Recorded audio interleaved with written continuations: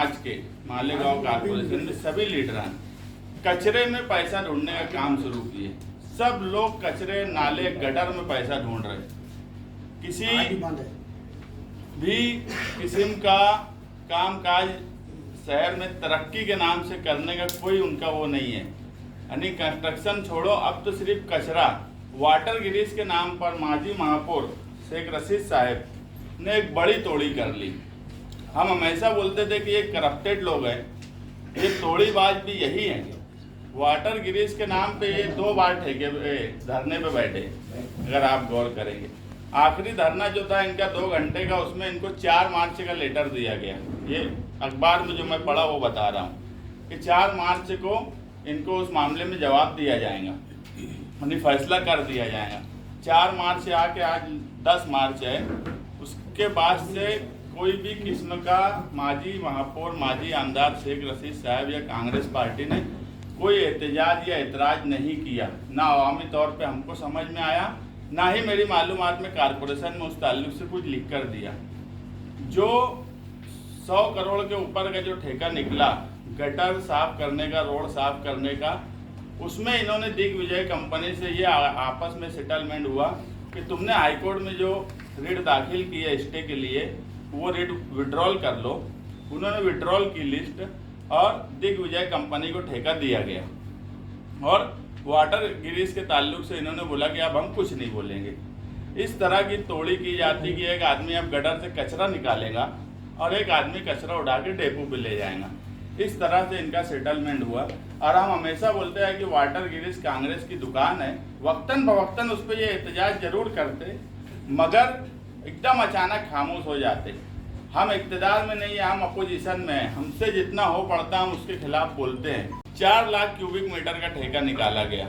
अब वो 4 lakh cubic metre का जो ठेका है वो कानूनी तौर पे कैसे दुरुस्त हो सकता कि कारपोरेशन ने 2017 में एक प्रोजेक्ट पूरे शहर के कचरे के लिए बनाए। उसकी पूरी प्रोजेक्ट रिपोर्ट है जिसमें करोड़ों रुपया कारपोरेशन ने खर्चा किया। ये प्रोजेक्ट रिपोर्ट ऐसी है कि इसमें एक एक कचरे की डिटेल लिखी है कि पानी गंदा कैसे आता, हमारे यहाँ कितनी आबादी है, सूखा कचरा कितना निकलता, गोश्त का कचरा कितना निकलता, सब्जी का कचरा कितना निकलता। इतनी डिटेल में ये प्रोजेक्ट रिपोर्ट बनाई गई। उस प्रोजेक्ट रिपोर्ट में 2 जगह ऐसा क्लियर लिखा है कि 1 लाख क्यूबिक मीटर कचरा यहाँ पर 2017 तक था। यानी 25 साल से उसका कोई सर्वे नहीं किया गया। यानी वो जो डेपो पे कचरा है वो 25 साल से जो था, इस प्रोजेक्ट रिपोर्ट में वो 1 लाख क्यूबिक मीटर लिखा है। पेज नंबर 106, पेज नंबर 112 पर 1 लाख क्यूबिक मीटर कचरा शक्ति इंटरप्राइजेस ने साफ कर दिया या उसका आखिरी काम चालू है। उसके बाद 4 लाख क्यूबिक मीटर कचरा कैसे आया उसकी कोई डिटेल नहीं। टेंडर में ऐसा लिखा गया कि जो ठेका लेगा, जो ठेकेदार, वो ठेकेदार बाद में सर्वे करेगा कि वहाँ कितना कचरा है। ऐसा कभी होता ही नहीं। यानी कारपोरेशन खुद उसका सर्वे करके ये नहीं आज मालूम करे कि वहाँ कितना है। यानी उसके जो टेंडर नोटिस है उसमें भी लिखा है कि अंदाजन 4 लाख क्यूबिक मीटर। इस तरह का कारोबार कारपोरेशन पहले कभी नहीं हुआ। और एक एग्रीमेंट की शर्त में है कि ठेकेदार अपने स्तर पे आखिर में जितना कचरा है वो खुद उसका सर्वे करे और उसकी रिपोर्ट पे वो कचरा साफ करे। इस तरह के हालात यहाँ पे पैदा किए जा रहे हैं और हम ये मानते हैं कि ये 17 करोड़ रुपया आवाम का ज़ाय होने के उसमें है। ऐसे हालात में जब इतने बड़े उस पर गैर कानूनी या गैर तरीके से कामकाज किया जा रहा है और कमिश्नर कोई रोक नहीं रहा है, हम इस ताल्लुक से कमिश्नर को लेटर भी दिए, कमिश्नर से इस ताल्लुक से बात भी किए। अधिकारियों का ये बोलना है कि यार वो 1 lakh cubic metre project report में गलत छप गया था या गलत उन्होंने रिपोर्ट दी है। तो कारपोरेशन को उसी वक्त इस पूरे प्रोजेक्ट रिपोर्ट पे एतराज़ करना था। ये इंदौर की कंपनी थी, तुमने उनको लगभग 3 करोड़ रुपये सर्वे का दिए और अगर वो गलत रिपोर्ट बनाए तो उस वक्त उस पर एतराज़ क्यों नहीं किया गया। हम ये मानते हैं कि ये रिपोर्ट गलत नहीं है। कारपोरेशन को अपना एक ठेका बनाना है। इसमें बरसरे इक़्तिदार और ख़ास तौर से कांग्रेस और शिवसेना, ये 2 पार्टियां इस शहर को दीमक की तरह चाट रही हैं। इसमें शिवसेना का तो मैं बोलूँगा कि सबसे बड़ा रोल है जितने स्टैंडिंग कमेटी चेयरमैन इलीगल तरीके से शिवसेना के काम कर रहे और उनको बैठाने का शिवसेना का चेयरमैन, ये कांग्रेस का काम है। कि अगर आप देखेंगे कि सर्वे का जो मामला है घर पट्टी, वो भी शिवसेना के चेयरमैन ने ही वो किया। जब कोई चेयरमैन नहीं था तो शिवसेना ने खुद अपना चेयरमैन बना के उसको पास किया। अभी जो जितने ये हो रहे, एक GR है 2016 का, जिसमें क्लियर लिखा है कि मोबिलाइजेशन एडवांस तुम नहीं दे सकते किसी भी काम का। आज जो दादा यादव राव है वो 20% एडवांस, हर काम का 20% एडवांस देने की बात बोलते। ये गैर कानूनी है। इसमें हम इनकी मेंबरी आर्थिक नुकसान कारपोरेशन का कर रहे हैं, तो हम इनकी मेंबरी को भी चैलेंज करेंगे आज के स्टैंडिंग चेयरमैन और उनकी हिमायत में वोट देने वाले जो भी लोग हैं। दूसरा मामला है गिरना डैम पंपिंग स्टेशन का। गिरना डैम पंपिंग स्टेशन पे 4 मशीन है, यानी 8 मशीन है टोटल, जिसमें से 4 पंप ऐसा बोला जाता है कि बंद है सालों से।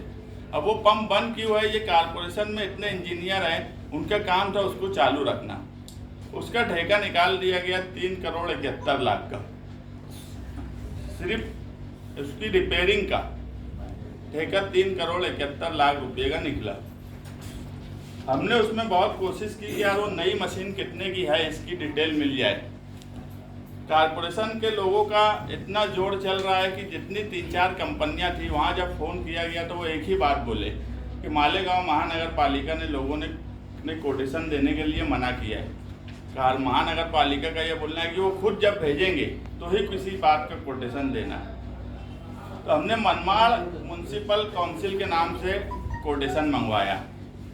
उस ताल्लुक से किसी ने नहीं बोला कि मनमाड़ के नाम से मत मंगाओ, मनमाड़ के नाम से दे दिया।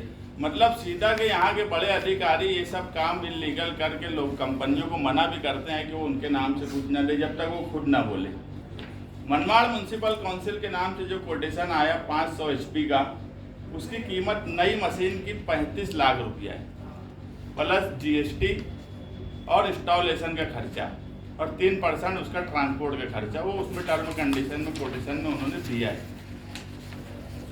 ये 35 लाख और 10 लाख रुपया इंस्टॉलेशन, GST, ट्रांसपोर्ट का खर्चा पकड़ लिया जाए तो तुम्हारा 45 लाख रुपये की एक नई मशीन फिट की जा सकती है। उसके बाद रिपेयरिंग पे 3 करोड़ 71 लाख खर्चा करना ये हमारी समझ के बाहर है। इतना खर्चा क्यों हो रहा है? उसी में जो पंप नंबर ये ठेके पे दिए कि ये पंप नंबर हमारा दुरुस्त नहीं है, 4 पंप, जिसमें से मैं अभी लेटर दिया विरोधी पक्ष नेता का, तो उनका बोलना है कि 8 नंबर पंप 4-5 दिन पहले शुरू हो गया। मतलब मामूली दुरुस्ती से 8 नंबर पंप अगर दुरुस्त हो सकता तो बकिया के भी 4 पंप उसके जो भी दुरुस्ती है कुछ मामूली दुरुस्त करके या मैकेनिकल इंजीनियर को बुलाकर उसको दुरुस्त किया जा सकता, मगर उसको भी सिर्फ पैसा कमाने के लिए एक बड़ा ठेका बनाया गया।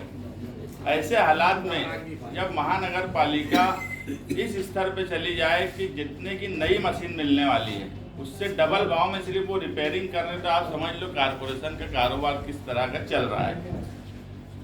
तीसरा, मालेगांव कारपोरेशन भी लड्डू मिल रहा होगा वो मुझे नहीं मालूम, मगर लड्डू तो सब लीडरों को कमिश्नर बांट रहा है। यहाँ नहीं बांट रहा तो बंगले में बुला के बांट रहा, मगर लड्डू सबको दिया जा रहा। अब वो खा रहे हैं कि नहीं खा पा रहे हैं ये तो वही लीडर बोले, मगर जो कमिश्नर चर्चा 5-5 दिन कारपोरेशन में ना आए हफ्ते के, उसके बाद बरसरे इक़्तिदार के इतने बड़े बड़े लीडर हमारे वो एकदम खामोश रहे, तो इसका कोई मतलब है? आज कंट्रोलर कारपोरेशन पे नहीं है, बंगले से कारपोरेशन का पूरा कामकाज किया जा रहा है। ऐसे हालात में मालेगांव की आवाम को लूटा जा रहा है और ऐसे इस वक्त में हमारे सामने यही सवाल है कि इसको किस तरह रोका जाए। हम हमारी ताकत के हिसाब से उसको पूरी रोकने की कोशिश कर रहे हैं और हम कभी भी कोई लेटर देते हैं तो वो ऐसा नहीं देते कि लेटर दे दिया, हम अवामी तौर पे वो लेटर और उसके साथ जो प्रूफ है वो सब आवाम में दे देते कि अवामी तौर पे कोई दूसरा लीडर या दूसरा सोशल काम करने वाला भी चाहे तो उसके खिलाफ एतराज कर सकता। छुप के लेटर का काम कभी जनता दल ने इस शहर में नहीं की और ना कभी करेंगी। हम अवामी तौर पे काम करते और अवामी तौर पे उसको शो भी कर देते। अब ये अवाम पे मुनसिर है कि ऐसे इक़्तिदार में बैठे हुए लोगों का क्या करना चाहिए, ये अवाम के सामने है और अवाम ने इस पर फैसला करना। कान में जाके पूछ लो, बता देंगे शेख रशीद साहब, ऐसे नहीं बताएंगे। मुस्तकीम भाई, तुम आज शुरू में बोले कि यार कमिश्नर के खिलाफ सभी लीडर जो है खामोश है, तो एमएलए साहब भी खामोश है क्या? कारपोरेशन के सभी लीडर खामोश है। एमएलए साहब अभी तो असेंबली इजलास में है, अब आएंगे तो उनके सामने कमिश्नर की ये सब बात रखेंगे, यार देखो ये सब ऐसे ऐसे मामले हैं, इस पे तुम बोलो। कारपोरेशन की जितनी पार्टियों के सब लीडर खामोश हैं। जनता दल बताएगी तो मालूम पड़ेगा कि शहर में कोई नजर नहीं है। कारपोरेशन में हमारी जिम्मेदारी है, कारपोरेशन में क्या हो रहा है क्या नहीं हो रहा है वो बताना भी और उसको समझना भी। अब अगर हम समझे तो अब हम उनको बताएंगे, वो हमारे महागठबंधन के सदर हैं, उनको बताएंगे ऐसा ऐसा हो रहा है, तो वो एतराज कितना करेंगे क्या करेंगे ये वक्त बताएंगे। जल्दी बता दो, तो शहर खत्म हो जाएगा बहुत देर। मगर शहर को बचाने की जिम्मेदारी सिर्फ मुफ्ती इस्माइल साहब की या हमारी है ऐसा तो नहीं है। शहर बचाने की जिम्मेदारी तमाम ही सियासी समाजी लीडरान की है। और आप लोगों की तो जमहूरियत बचाने का, डेमोक्रेसी बचाने की भी जिम्मेदारी है, पत्रकार और प्रेस की। आप सारी जिम्मेदारी जो है वो सियासी पार्टियों पे दे रहे हैं, मतलब आप लोग भी अपने काम से कोताही कर रहे हैं। बिल्कुल, हमने जो है सिर्फ इल्जाम नहीं लगाया, इल्जाम के साथ सबूत भी पेश आप अगर हमारा अखबार अच्छे से पढ़ेंगे ना तो हम जितना लिखते कोई नहीं। आप मतलब इंडिविजुअल आपका मतलब नहीं होता। सब लोगों को मुश्किल ये है कि पहले ऐसा होता था कि करप्शन जो पॉलिटिकल लोगों के या जो लोग इक़्तिदार में हो या कोई अफसरान हो, प्रेस वाले निकालने का काम करते थे। अब तो ऐसा है कि हम लोग निकालते हैं, सिर्फ इल्ज़ाम नहीं लगाते, इल्ज़ाम के साथ साथ सबूत भी देते। अगर हमसे कहीं कोताही हो जाती है उसको आगे बढ़ाने में, तो आप लोग उसको आगे बढ़ाओ, हम कोई कागज छुपा कर नहीं देते।